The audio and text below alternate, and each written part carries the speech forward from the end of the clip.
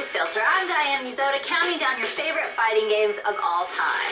The rankings for Filter shows come directly from the responses you post on the G4 website. To make your vote count, log on to g4tv.com/filter and select the Filterator. Then choose a category, vote on a scale of 1 to 10, and we'll take care of the rest. While you're there, be sure to post your suggestions for topics and games you'd like to see covered in future episodes. Coming in at number 7 is Capcom vs. SNK, a conglomeration of all the characters from the Street Fighter and King of Fighters series.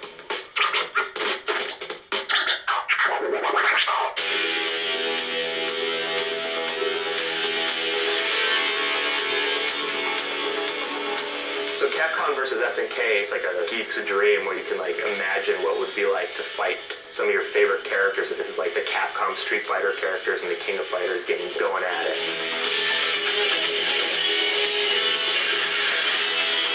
It's a good mix when you like take good fighters from 2 different genres and throw them in together. That's really cool. I like the fact that you could have like Ryu fighting Terry Bogard, like your favorite characters from 2 different games just pop up together.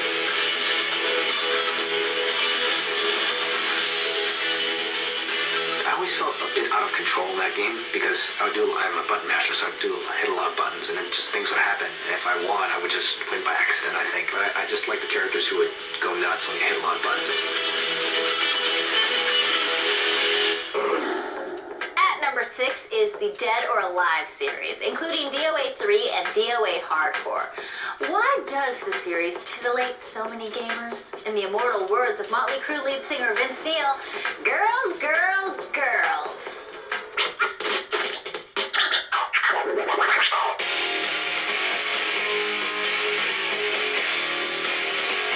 I love the Dead or Alive series. The 3D action in that game, fast and furious. It was just awesome, you know. The ladies aspect to the side of it was a little bonus.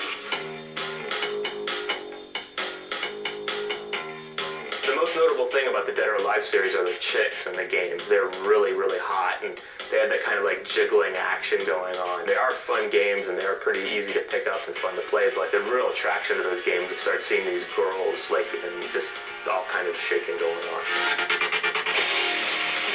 Oh, number 1, environments. It's spectacular. I remember playing it on my Xbox, having the effect of fighting and falling to different levels in the sky. That was my favorite. The traditional fighting is spectacular. So hopefully they'll make another one.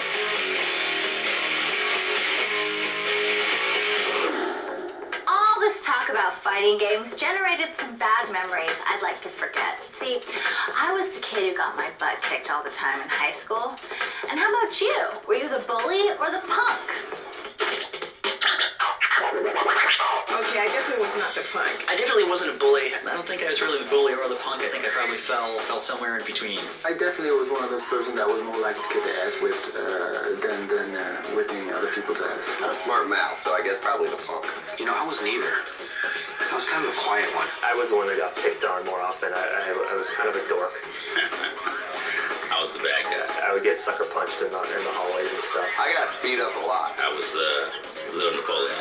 I was real short. I talk a lot of trash. I did then when I was little, and I still do now. I didn't drop that. 10 years old when I took the chair and beat the teacher up and got sent to military school, so I was a bully. I was the bad kid. I hung out with some of the bullies and I hung out with some of the punks and learned a little from both. It didn't work out so well for me.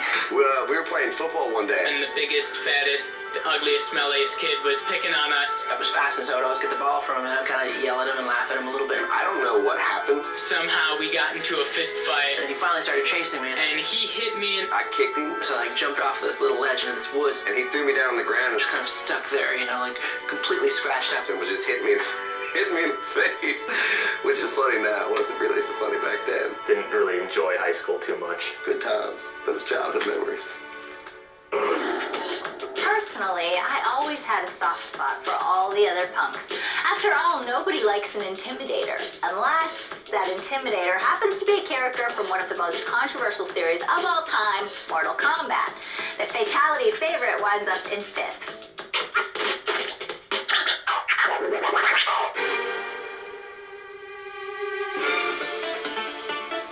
Mortal Kombat was a lot of fun. It was always the one where it was like, oh my god, I can't believe they let you do that. That's just so ridiculous. Oh, look at the spine, that's great. That was one of the first really controversially violent games because it had the fatalities where you would finish him and then the head would fly off and the brains would fly over and the spine would go someplace.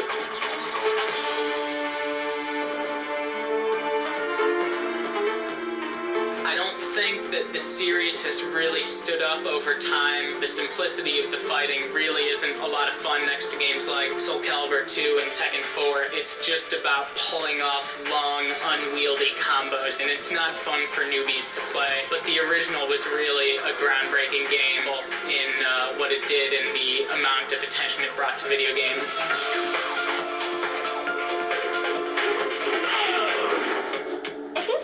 Attention, you may have noticed a consistent theme with these fighting games.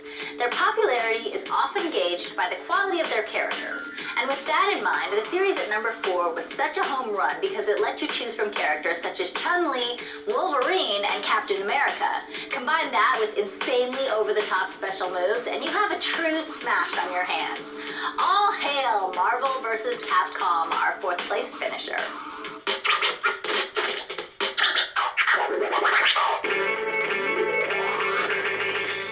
Marvel vs. Capcom pits like all the superheroes like Spider-Man and Captain America and these guys against the Capcom characters like Street Fighter and even characters from Mega Man and things like that. So it's very bizarre to see like Iron Man and Tron Bonne from Mega Man kind of going at it, but that's what that game's all about. I've always been a fan of crossovers as far as comic books and TV shows and things like that. Just doing Marvel vs. Capcom, I thought it was a great idea. Since it was based pretty much on how Street Fighter was, it was a natural for me to play that. Marvel vs. Capcom 2, in my opinion, is the best 2D fighting game there is. It delivers so many characters who are different from each other, so much fun gameplay, the power-up attacks and the team attacks. It's a great game, and it never gets old. That looks pretty hardcore, but was it too hardcore? When we come back from the break, you'll hear firsthand whether gamers think games are getting too violent. Plus, we'll also crown a winner. Is your favorite fighting game a mascot-filled Super Smash, or does it have a little more soul? Stick around and find out when Filter returns.